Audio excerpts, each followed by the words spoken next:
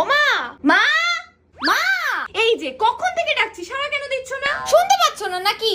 হ্যাঁ শুনতে পাচ্ছি তো, এসে থেকে তো শুনেই যাচ্ছি, কখনো তোর বাবার, কখনো তোর ঠাম্মির, কখনো তোর দাদুর। বল না, তুইও কি বলতে এসছিস বল, শুনে নিচ্ছি।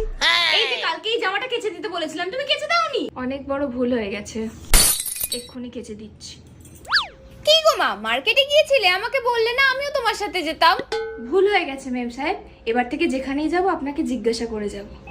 ভগবান জানে মায়ের কি হয়েছে, সকাল থেকে কেমন কেমন একটা করছে। মাকে একটু কমপ্লিমেন্ট করি, তাহলে মায়ের মনটাও ভালো হয়ে যাবে। মা, আজকে দুপুরে রান্নাটা না খুব ভালো হয়েছিল। 25 বছর ধরে রান্না করছি, রান্না তো ভালো হবেই।